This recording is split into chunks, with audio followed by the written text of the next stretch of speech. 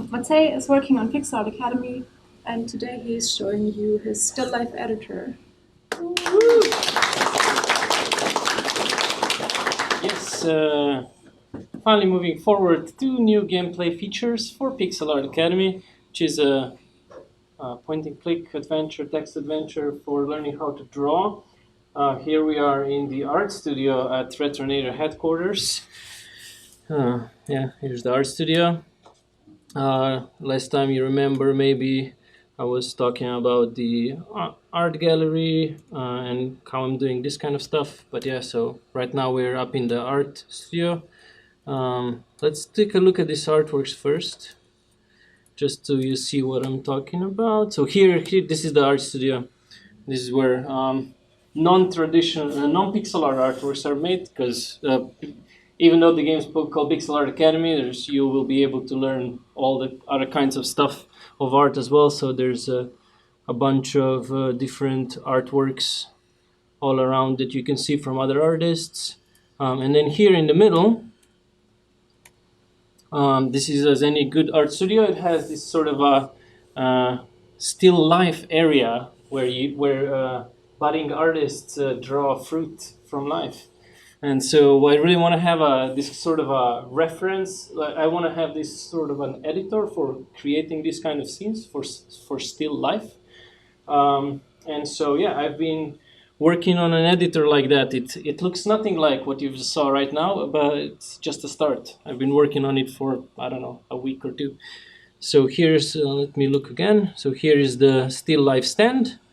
And look, let's look at the stand. There we go. So here's my prototype. Basically, I've been adding support for various geometric volumes, primitives, and yeah, you can look around. So obviously, right now, I mean, this is going to be inside of the art studio. Right now, it's just my custom generated skybox. I can actually grab the sky, grab the sun. If you wanna, play around with that, get a little bit more high up.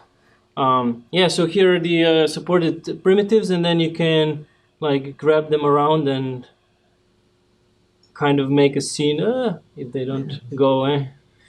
But yeah, basically it's just so I already had a physics engine integrated into my game engine, because I use it for when characters collide with each other, walk around each other. So I'm just using that. It's Bullet. It's the same one as is used in Blender, I think, and a bunch of other stuff. So yeah, it just comes with all these primitives. So I've just put those in for now, and yeah, you can kind of drag them around, and yeah, that's pretty much it. What you can do right now. Yeah, and so right now I just need to create. I want to add support for actual 3D models, to have some actual photorealistically 3D modeled bananas and oranges and stuff, and then maybe make this a little bit more. I don't know. We'll see how easy to use this is. Because right now it's kind of hard. I wish this was a VR thing, because this is way easier to do in 3 dimensions, or where your user controller is 3-dimensional, whereas here, yeah. If anyone has great ideas how to do 3D movement with 2D cursors, talk to me. I'd love to chat about it. And that's pretty much it. Questions? Anyone has questions? Okay, first round. If I would import like high definition model, it will be rendered in the pixel art style. Yeah, so the idea is here, while you're in the editor itself, it's all rendered at the same resolution as the game. So yeah, just as you saw here when you're looking at stuff, this is the current resolution of the game.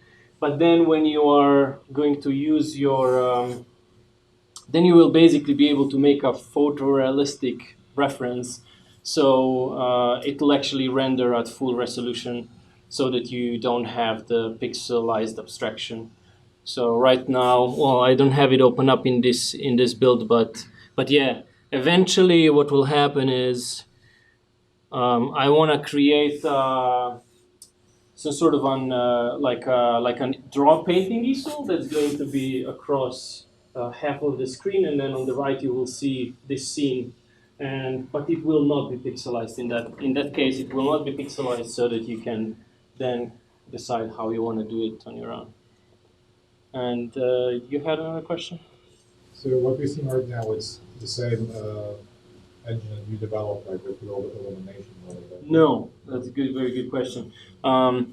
Oh yeah, this one's the sky box is the one that I did. The calculated one, the things that I've been showing along.